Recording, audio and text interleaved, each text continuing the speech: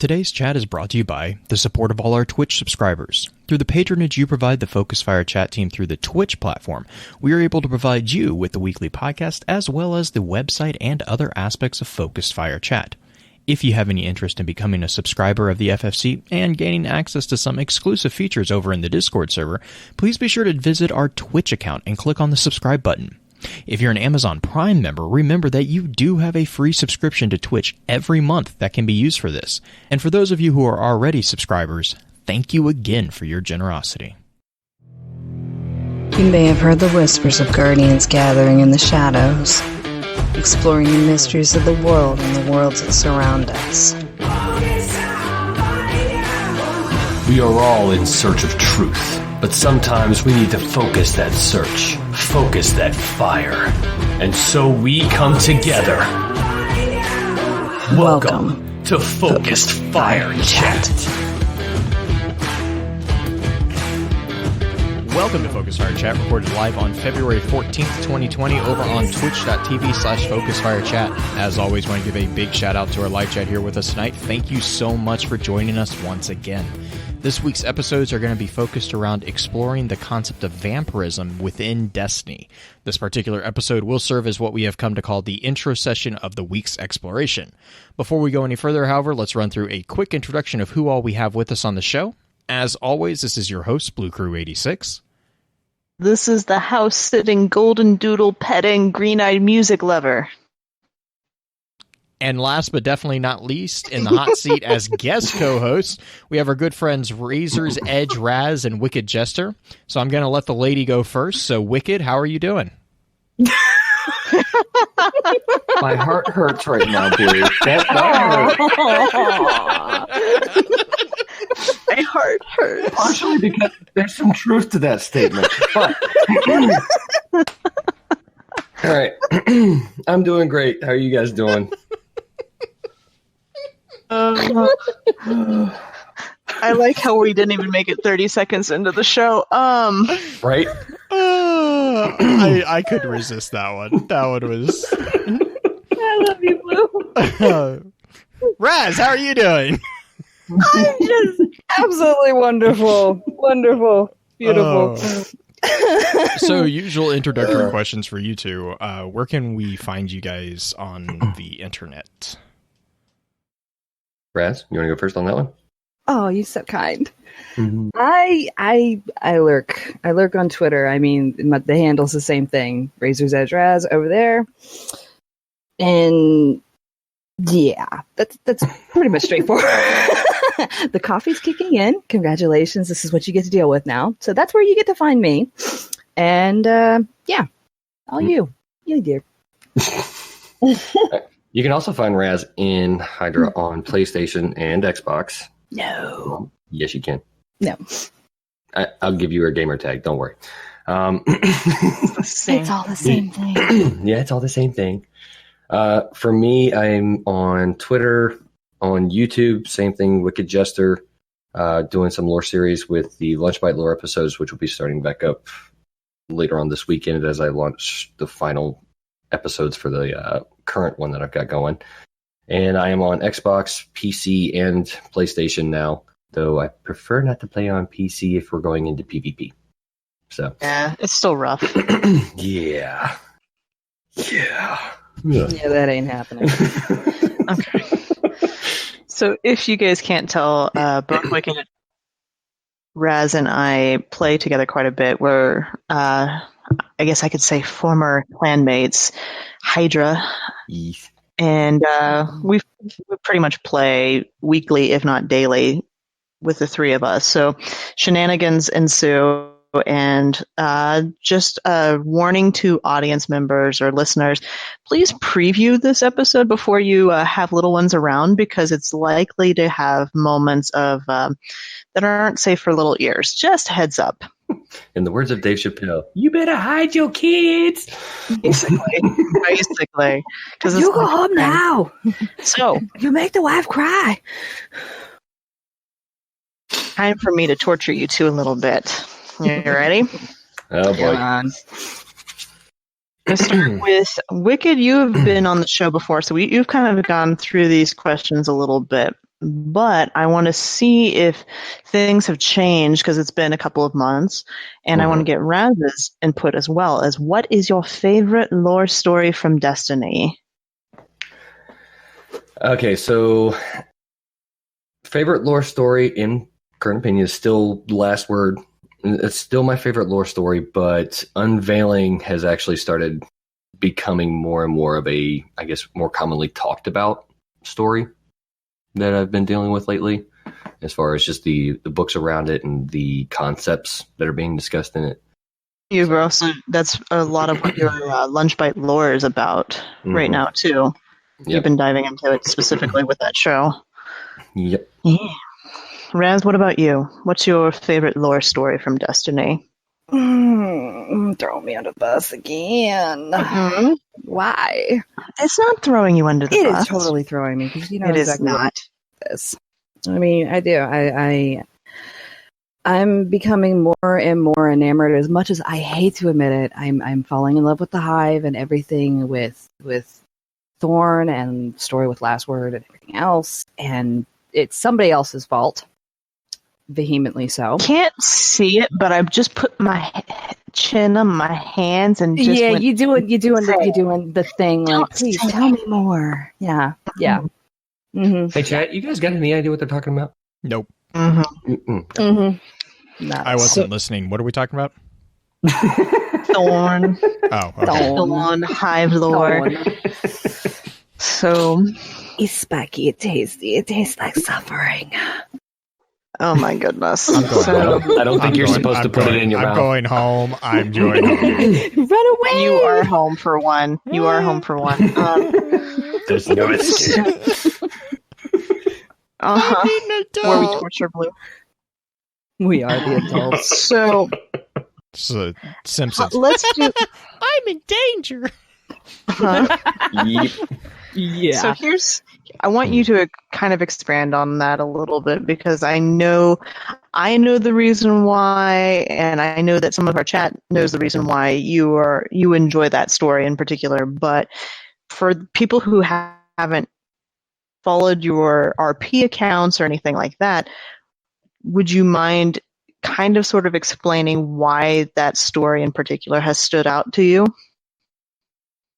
Oh dear. Well, I don't need graphic now I'm the details. one with my hands on my chin. Yeah. You better keep the hands right there across your mouth, okay? Because that's where this is going to be going very soon. Wait, what? Okay. Anyways, Don't read too much into it, Blue. Just don't read into turn it away. now. Just turn away. Just run away. I'll send another war beast after you. I'm trying. Your war beasts are being mean right now. Stop being mean to the dog. You just be nice to the dog, and it won't bite you in the ass. Okay? I mean, that's how this works.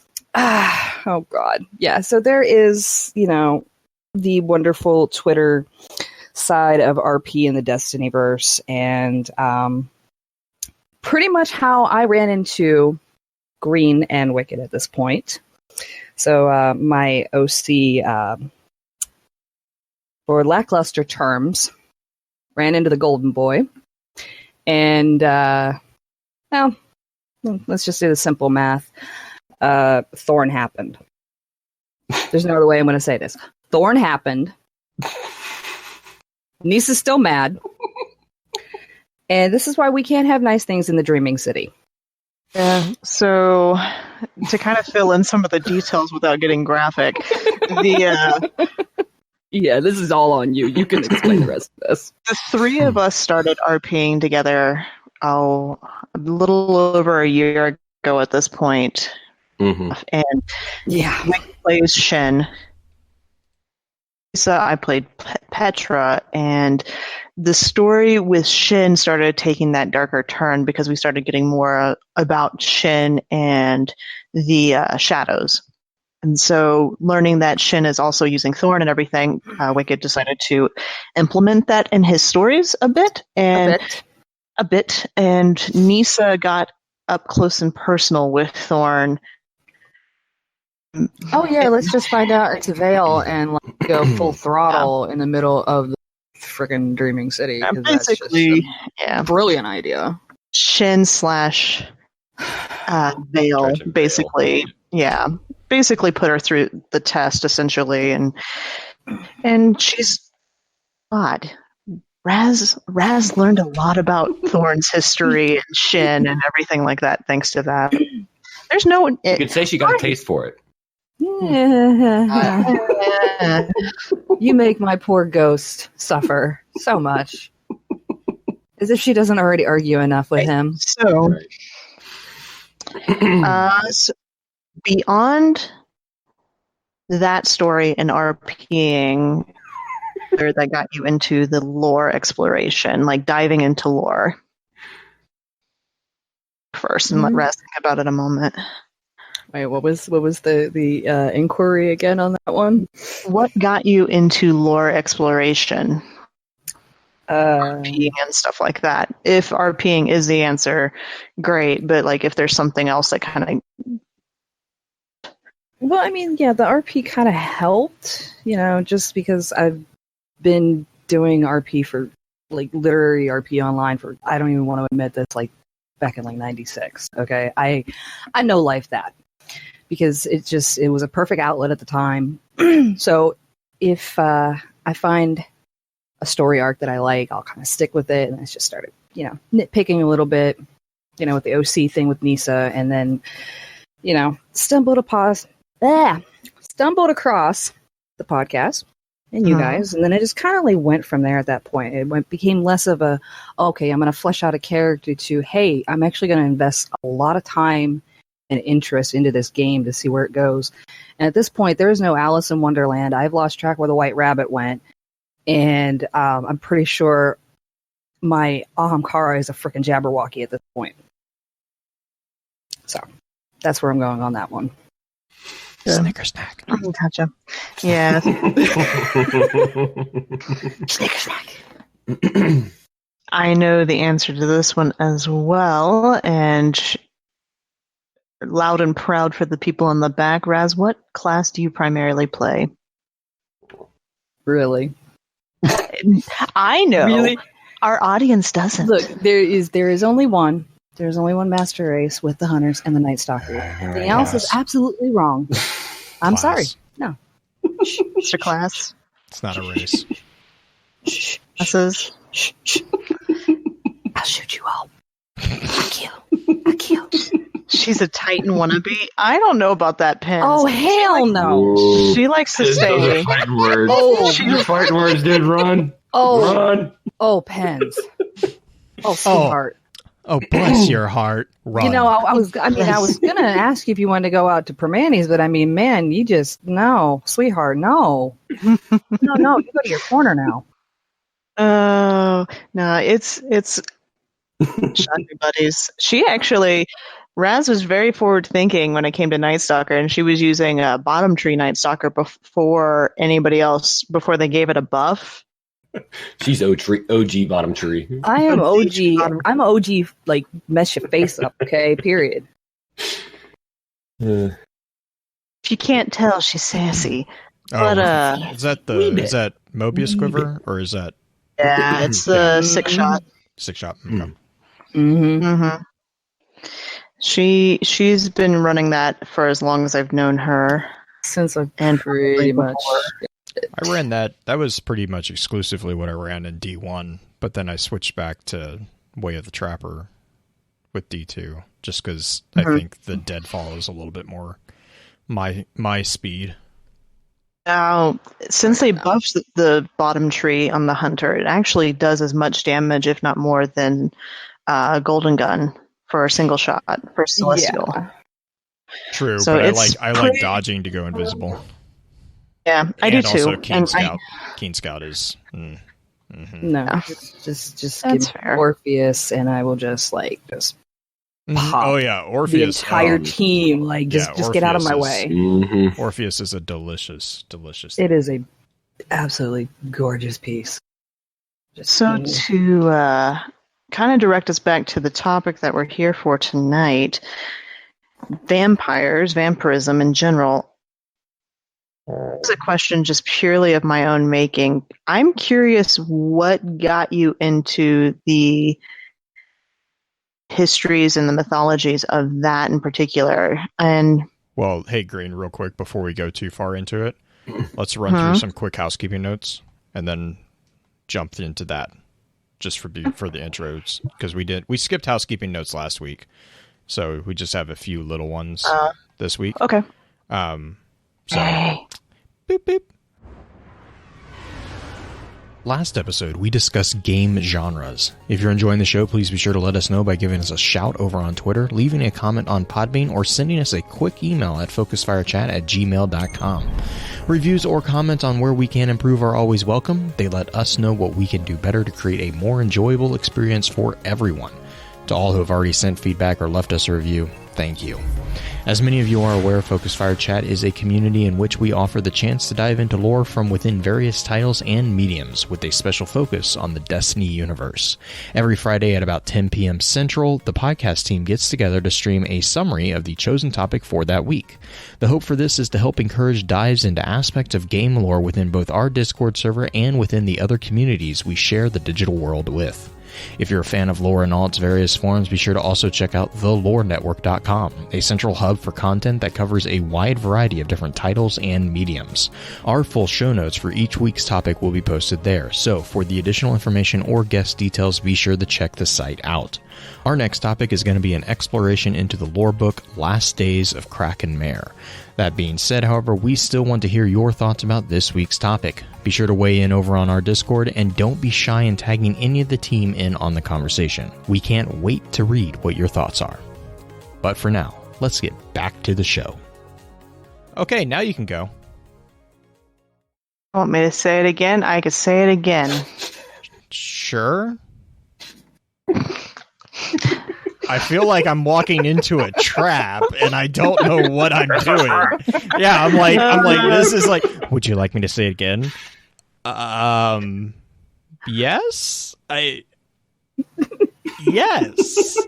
Guys, and this actually goes for you too, Blue, because this is something I've been curious about with you as well. So Okay. I'm going to have Raz go first. Wicked is kind of on the fence with this one because I know Wicked has not as much background into vampires as both you and Raz, but what got you into the mythology vampires just as a topic that you really decided to dive into? Raz? Yeah, sure. All right. Okay, well, it's a two-part for me. I mean, there's the gaming aspect, because anybody familiar with White Wolf's World of Darkness? Yes. Okay, yeah. So, I mean, I am like the walking totem of the flesh crafters, because I have the Ouroboros dragon. Nice. So, I mean, the absolute love for that was from there, and all the clans, the bloodlines, the regents, all this whole batshit insanity that comes with the Sabbat. But from the mythology point, there's so many different aspects that have popped out. Like, primarily, you've got everything from Lilith with the Sumerians, the Mesopotamian era, everything that ties into Kabbalah with that, and my own personal heritage background. You have everything from the Strigoi, the Moroi, spirit paths, basically disembodied, angry ancestor spirits that come back. Eastern versions. It's like my own sick addiction, basically. Okay. Vampirism in general, because there's so many different aspects that you can look at. Spiritual ones, energy draining, the chi ones, Eastern ones. It's one of those things you just kind of spiral and kind of lose control at that point. There's just something absolutely fascinating with it. That's one of the things that I think is going to be really interesting to dive into as we compare the different and enemy races in Destiny, because not only do enemy races have aspects of vampirism, but our own characters do. Yeah, well, I mean, to clarify there, the Eastern concept of life force stealing is really where you see a lot of the connection to Destiny with vampirism. Oh, yeah. I mean, there's not, and what I mean by that is that there's not, not 'Cause, like, blood the- sucking like Well, the and Dracula. so- Not the traditional Right. sense Well, of it. because the traditional Western vampire, the reason why they're focused on on blood is due to the Greek concept of the source of life being the balances of the humors. Blood. Right. Mhm. And so when you have a Western culture in the Western culture, blood was ascribed to holding the actual essence of life. Whereas you have like the Middle and Far East, the Near East, all of them, they value like the Balance aspect of chi blood. and Yeah, yin the and yang. aspect of blood was still important, but it wasn't the seat of power. It wasn't the seat of that life spark, if you will. It was actually like more spiritual, which is where you get like the ethereal, wraiths and all that. And that's what you Kuma. could. Yeah, definitely. But I mean, like that's where you get the concept that's much more ascribed to like the hive, and even us as guardians in the game. That's where you're going to see a lot more parallels being drawn, which makes sense because in Destiny there's a lot more ties to the Eastern mythos really than there is to a lot of the Western. Did you get your fascination for it, or when did that come into play? So similar, like I've always been, I've role played. We've talked about that quite a bit.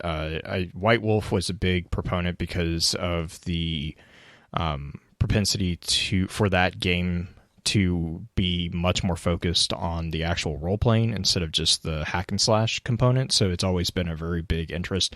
We personally played Garu more, which is werewolf.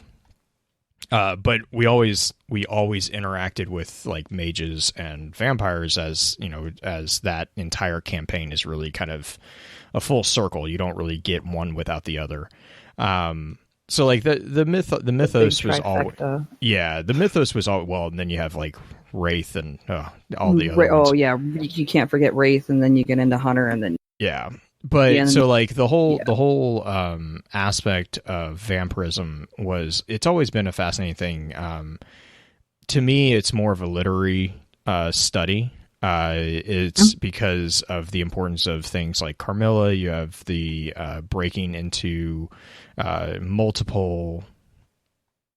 How would I say it? Carmilla and Dracula, for their own specific, unique reasons, broke a lot of social norms in their own ways. And I kind of talked about that when I did the snapshot on the Karnstein armlets, especially for Carmilla. Dracula was much more about social norms and the struggles of what would be referred to as polite society and religious upbringing and stuff like that. You had definite struggles of Catholicism versus the other Protestant religions within Dracula as well. But so there was always something from a literary standpoint that really kind of drove those mythos to another level. And then when I was in college, I actually, my major is in psychology, but I have a minor in thanatology. And it's an emphasis on the social mythos of vampirism as a symbol of how different societies deal with the concept of death and dying. And so I basically spent 3 years doing an in-depth dive of Dracula as a gateway into Victorian death attitude. Because the evolution of the vampire as a mythical figure from the Victorian era and before into what we see today is it's a stark metamorphosis, but it's also a very interesting metamorphosis when you look at the transition of our attitude towards death as a society. We have a much more romanticized view of death than they did in the times of Carmilla, of Dracula, of the actual Grimm's fairy tales and stuff like that. You can see this really in any fairy tale's evolution. Today's world is dominated by Disney. Well, the past, even the not past even was not even dominated by from that, Grimm's. but it's a lot darker. The original stories are way darker, and like you're saying, Disney is kind of Disney-fied and PG'd them for everyone, or Right, but made them but my G-rated. point, as much as that aggravates me, because and so, like, for full disclosure, I grew up reading Grimm's fairy tales. Like, that's pretty much what I grew up. I grew up learning how to read with the Odyssey, with Grimm's fairy tales. That's where I kind of cut my teeth, as if you will, on fantasy novels. So for me, I've always had a problem because Disney. This is not meant to be a severe dig at Disney. Disney didn't invent any of the stories that they're famous for. They actually stole them and PG'd them. And my problem with that is that a lot of the messages that were included in the original mythos get lost when you take that out. Right. And there's culturally, there's an explanation for that. I could talk for hours on why you see a gentrification of the legends in today's society. It's ties into the concept of the hierarchy of needs, and the social sociological evolution of what we need and what we have. And so there's that. But I mean, so going back to like vampirism in particular, though, it's always been a kind of a gateway to examine that exact concept, because it's one of those things where, like I said, I have a minor in thanatology. So the approach of a society to the concept of death and the concept of dying is always been kind of in the back of my mind, a fascination, because it's just one of those things that is really a crucial component to what makes us human. And that's the whole thing with vampirism, is the concept of immortality and what that cost is really kind of at the core of the vampiric mythos. Is, okay, hey, we're going to take away this crippling, quote unquote limitation. But what does that do? What does that do to a person if you don't have that degree of, hey, you only have X amount of years to do this? That is something that is a very big driving factor for humanity. If I remember one of the taglines in my thesis that I put was, immortality is something that you have to pay with your morality for. So the price of immortality is nothing more than becoming immoral.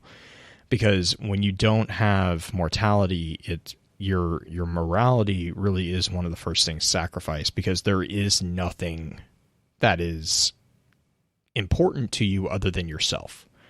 Whereas when you have mortality, you have the need to prepare the world for when you're not here. There's an unconscious degree to which you are constantly worried about what happens when you're gone.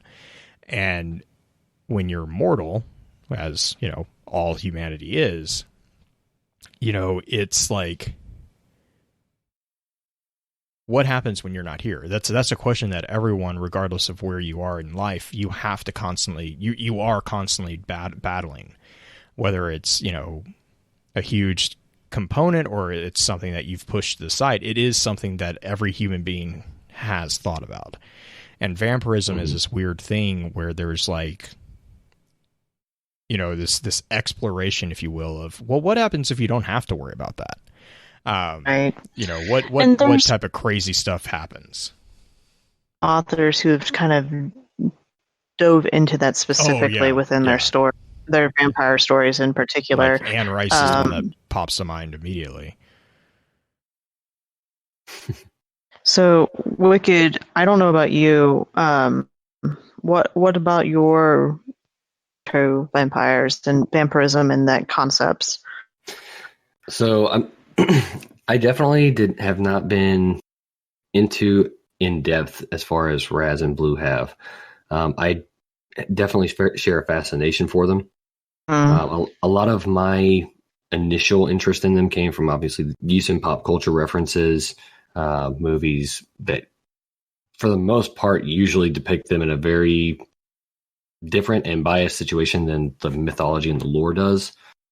Once I started actually looking at the history of vampires and started looking at the different kind of topics associated with them, consumption of blood, and just the general idea of absorbing somebody's life, and then comparing that, because the way I look at it is trying to compare it to what I see in actual human history, where you have there have been some tribes before that actually consumed parts of their enemies' bodies and believed that gave them power of their from their enemies.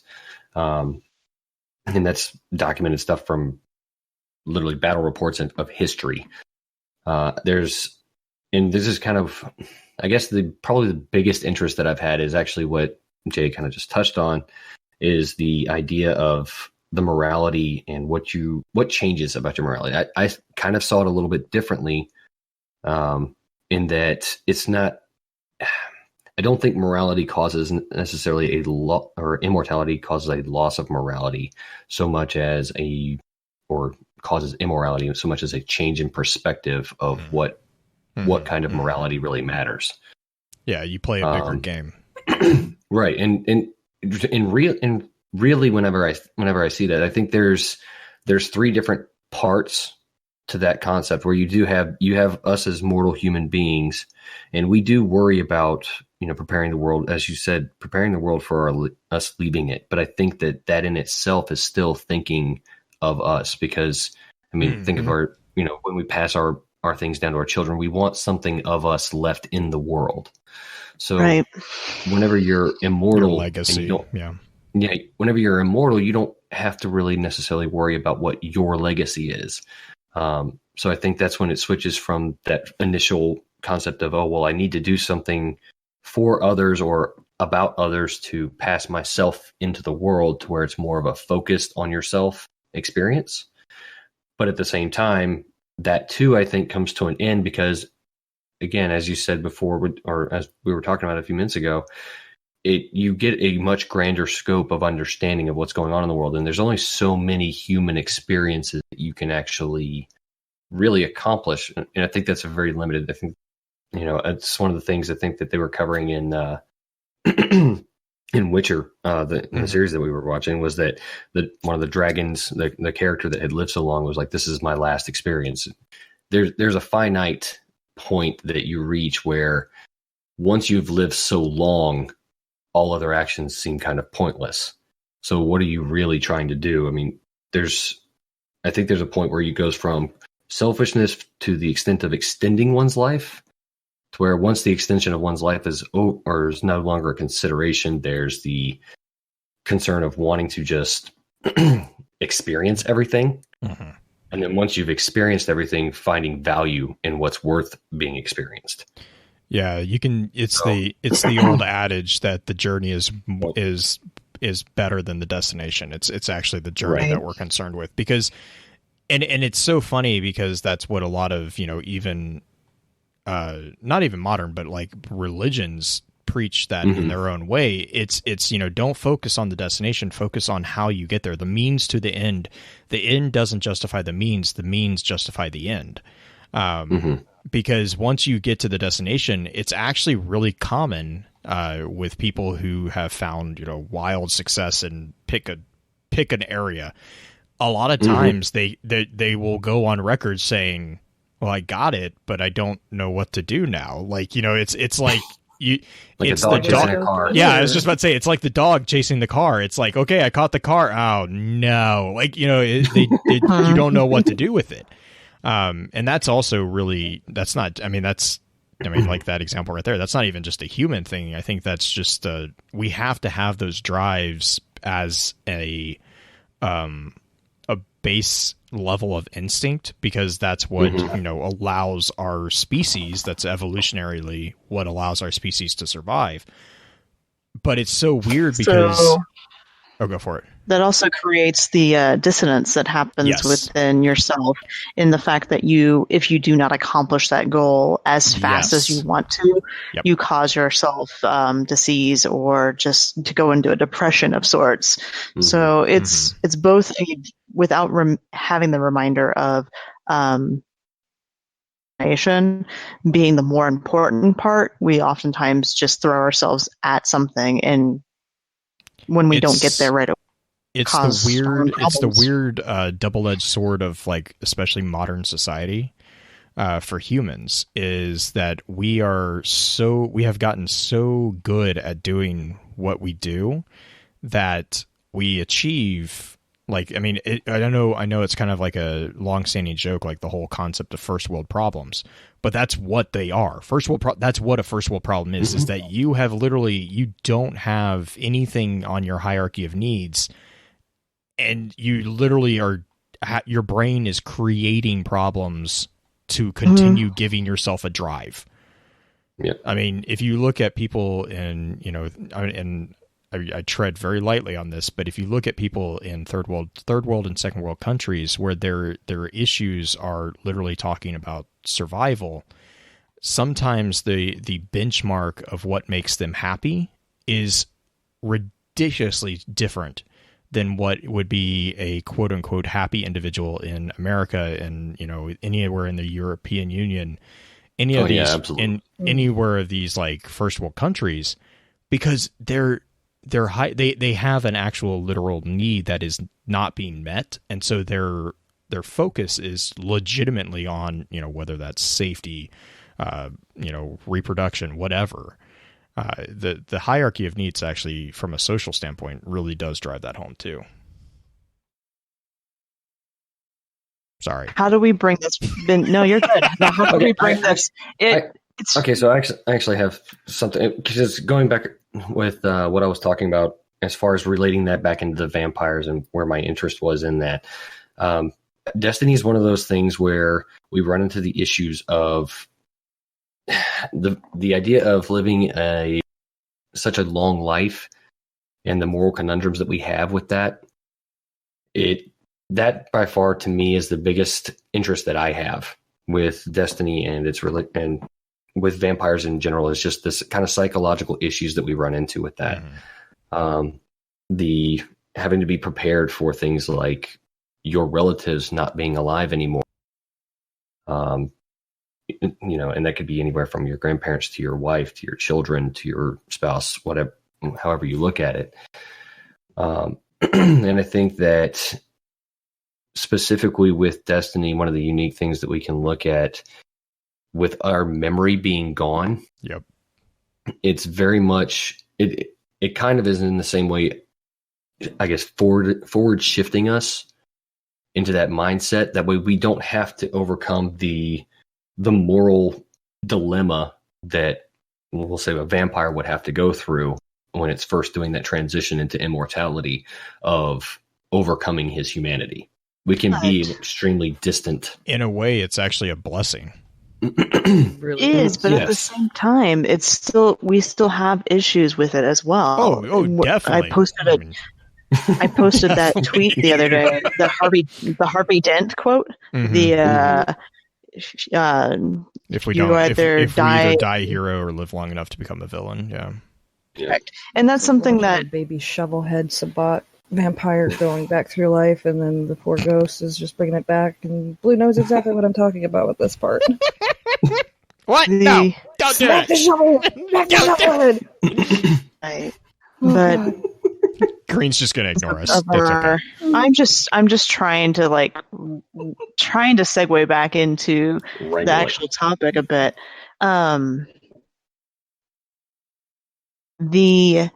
Besides the immortality, and I just want to, since this is the introduction episode, what concepts that we would consider a typical concept, the draining of life force or consumption of life force, or however you want to put it, or if there's some.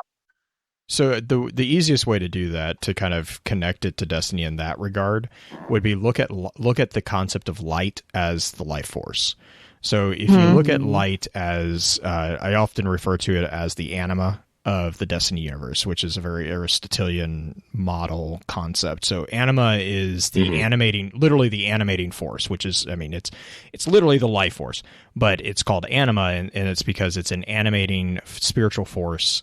Everything has it. Everything has anima in the Aristotelian model. It's very different than Gaia nous. concept.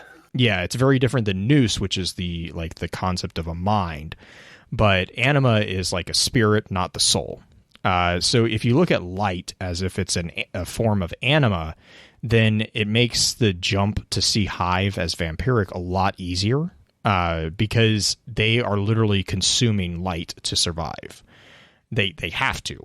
Like, if they don't consume light, they will die. Is it the worm?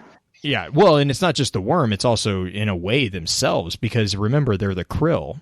It's actually, I would argue, it's actually almost where they can get their long lives from, because they are literally supplementing their own life force with the stolen life force of whatever they're stealing light from. And you have to steal light, because, again, it's anima. It's in everything. So it's not like you can just be like, oh, well, I mean, I guess you could technically go eat a lot of plants, but it's going to take a lot of plants. A lot of time.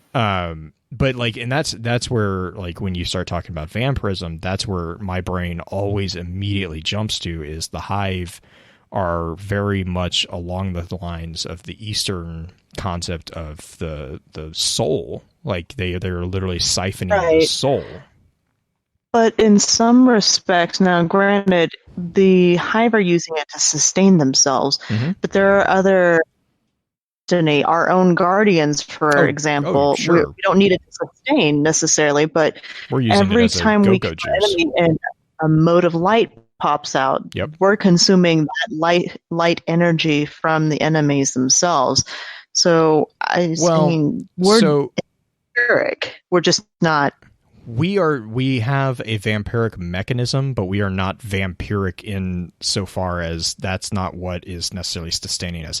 I still hold to the fact that guardians are more liches than vampires, mostly because of the ghost concept is much more akin to a phylactery than, whereas your Hive are much more akin to the traditional concept of they are literally siphoning light into themselves to survive. We are not siphoning light into ourselves as much as we are theoretically siphoning light into a offshoot of our self, which is the Traveler. Because again, Guardians are ghouls and regents. Yeah, well, and I mean, again, liches or even revenants, if you really want to like kind of split hairs, because we are feeding. If we are feeding light to anything, and that's a big if, because I don't even know if that's necessarily true, it's to the Traveler, it's not to us. No.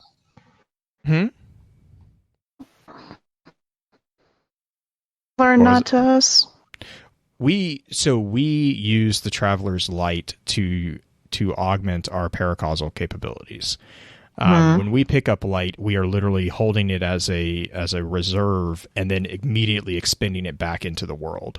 So whereas with a vampire, they are literally consuming it. We're not consuming the light.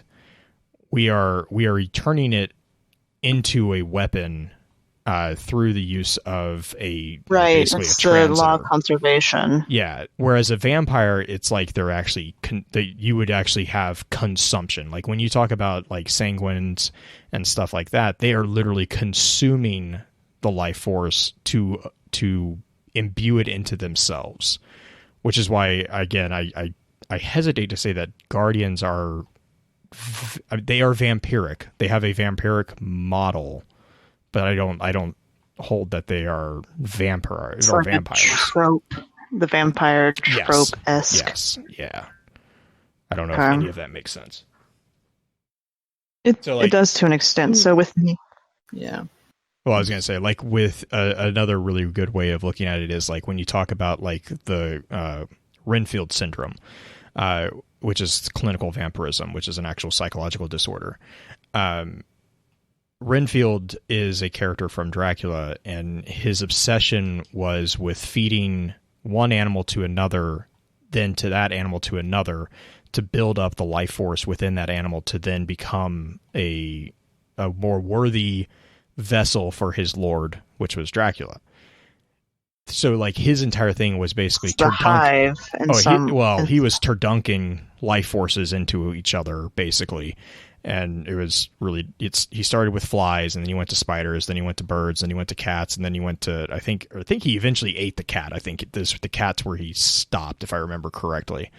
But like his whole thing was the consumption. And again, that's the big difference, is what is happening with the force. Like, so with the orbs of light, again, we are using a vampiric mechanism, but we're not actually consuming that, because, you know, once we get enough supercharged juice, we just go pop, pop, and throw it back into the world with the shape of a, you know, whether that's blade barrage or the, you know, Mobius quiver or whatever. You're completely turning it back and making that loop into a pseudo natural. I mean, it's a supernatural, but it's not an abnormal thing. I actually think there's a couple of examples that where I would say it's hard not to see it as consumption. Specifically, and as much as as it pains me to admit this, warlocks. When it comes to devourer warlocks. Yeah, but they devour their own grenades. But there's also the punch one where you devour the energy of the other person. Correct. Or you gain health with it. You gain health from killing other guardians with, and yes, you can consume your own grenade to start the devourer effect, but any kills that you make after that point are continually feeding you and rebuilding your health and a shield. So yes, I can see where energy that's getting pushed out as far as supers and warlock. So that's fine. That's a really interesting too, because then that would throw difference. Okay. So there's a few different, and one of the things that while I was researching all of this, the warlocks have a pretty dark side to them, especially void walkers. Yeah. But there's actually a reference specifically to what I would say, other than the Karnstein gauntlets, which are definitely referencing vampires. Which, by the way, excellent job. That was a fun one to do. I can tell. But I did research and I was like, there's so much that I'm gonna get in trouble for. Because Carmilla is not a PG-13 book. No, it's okay. We're all adults here.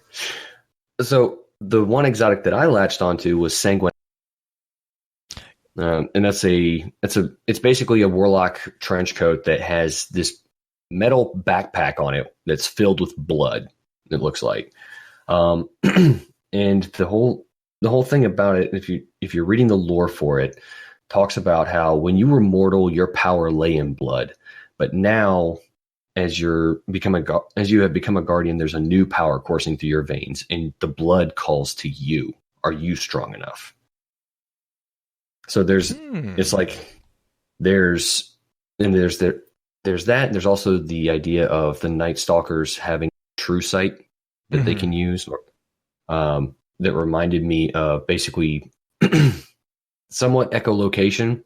I guess you could kind of tie in with the whole bat thing of vampires, but also having the scent of blood on the air and being able to track something via that. Yeah, because I always viewed the Night Stalker's ability to track based off their sensitivity to the light. Like they would hunt, because same difference at that point. Yep. But yeah, it's the Devour Warlocks were definitely the ones that. Oh, sorry. Go ahead, Green. I was just going to say the chat was mentioning the Awoken and how the possibility. The Awoken have aspects that are slightly on that same vampires as well.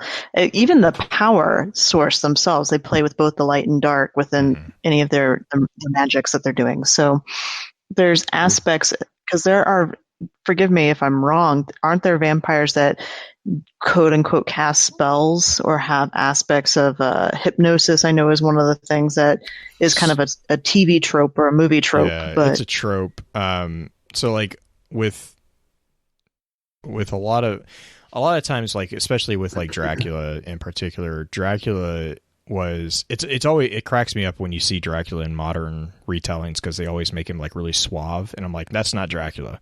Dracula was butt ass ugly, and I mean he was a warrior. Like he was based off of Vlad the Impaler. Like, Vlad. I mean, Vlad Tepes. Like he and there's a fascinating connection between the two of those and like the history of that character. But like he was never like a courtier. Like he was that's not how he enthralled people. He enthralled people because of his monstrous power. Like he literally, like it's one of the very first things you see within Dracula is when he is introduced to Jonathan as the main character, or one of the main characters. Sorry.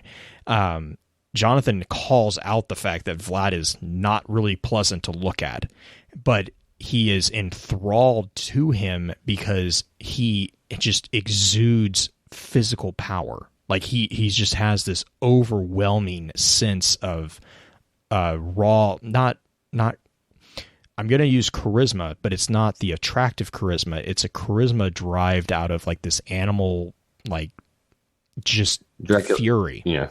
You are terrified of him. You do what he says because you are petrified that if you don't do what he says, he's going to break you in half.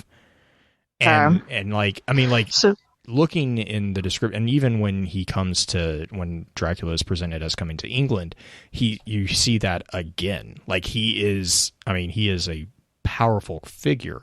Carmilla is vastly different. Carmilla is much more a feminine fatale. And that was her point. Like that was the point of her. But even she had that overpowering sense of that. I want to say it's magnetism, but it's really not. It's like this overpowering sense. Would you compare Carmilla to Mara in some respects? Like, would they be counterpoints to each other? I would.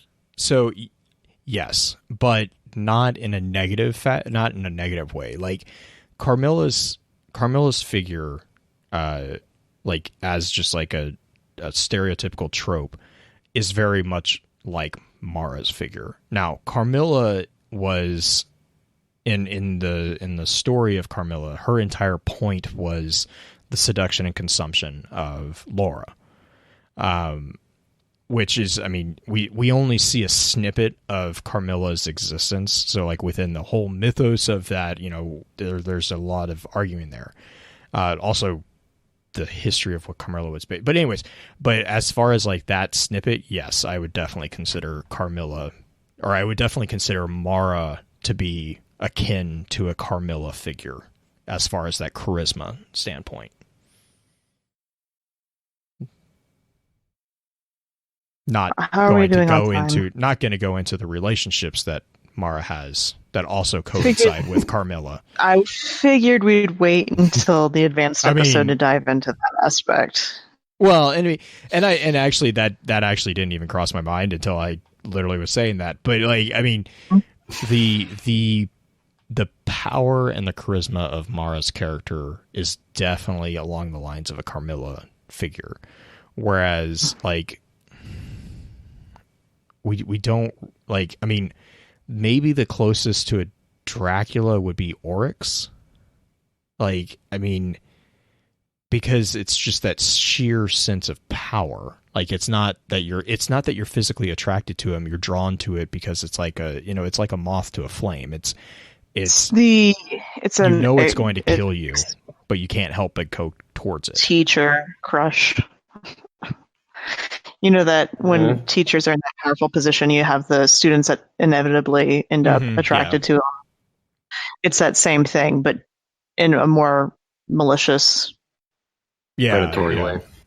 There you go. Yeah, yeah. I mean, and even Mara could be predatorial in her own way. Wow.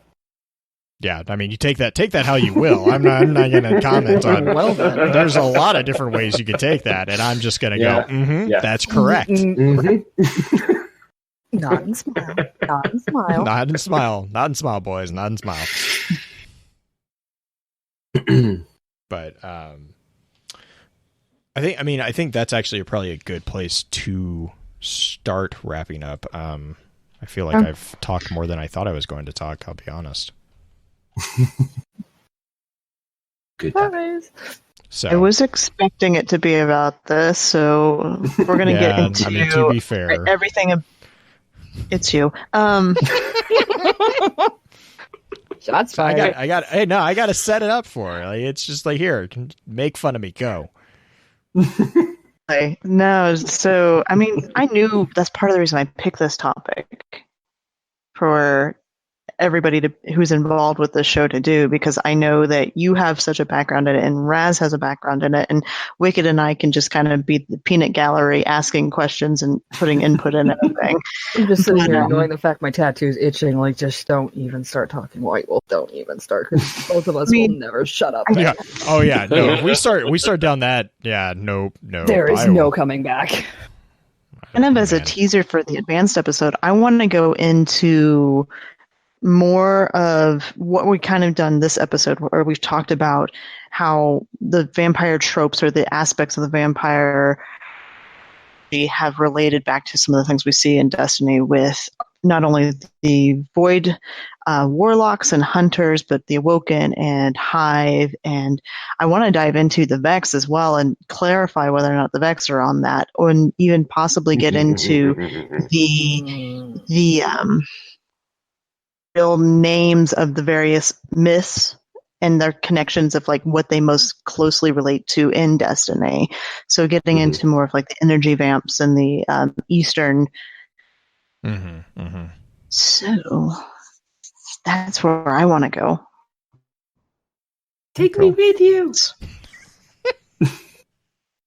So you shout outs real quick for the intro session. Yeah. I'll start. Shout out to Sleep Coffee and having people to work for that are really great and have some awesome pets. I've been living at a different house for the last week, which has been really weird, but also awesome. So shout out to not creepy people to house sit for. It's a weird one. I'm sorry. I don't know.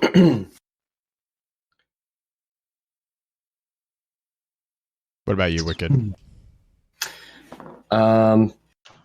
I do have one random shout out. This person is not going to be mentioned, but by name.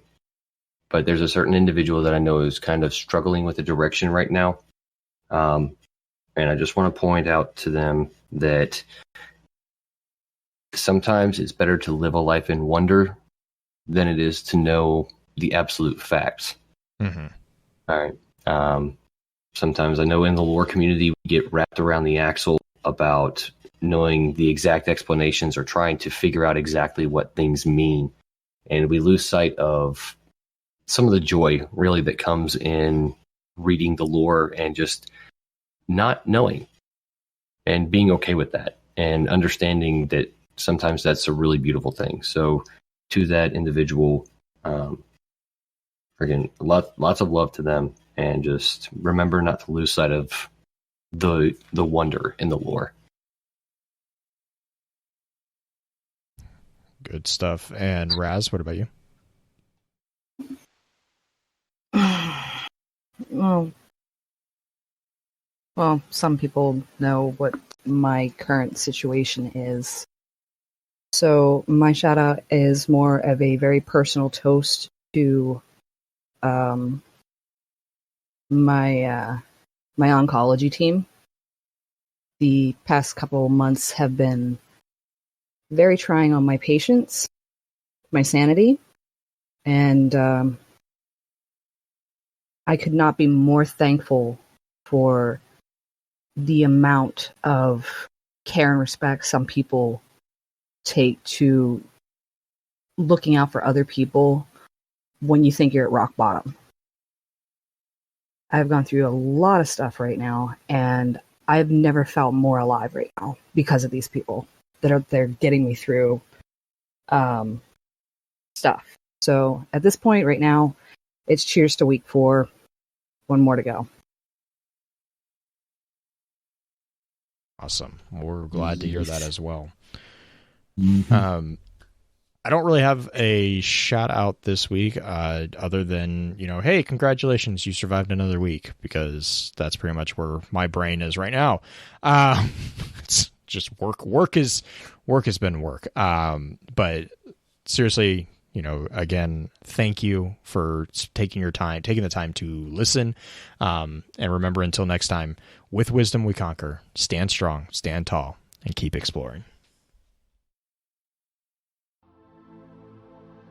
With that, we'll begin to wrap the chat up. Thank you again to those over on Twitch for coming to spend your evening with us. If you'd like to join us for the live streaming of the episodes, please be sure to give us a follow over on twitch.tv/FocusedFireChat. Links to all our episode archives can be found at www.thelorenetwork.com. Please be sure to email us at focusedfirechat@gmail.com with any comments and or questions for the team concerning the podcast, and let us know how we're doing by giving us some feedback and a rating over on iTunes as well. So until next time, focus your fire and may your light shine bright.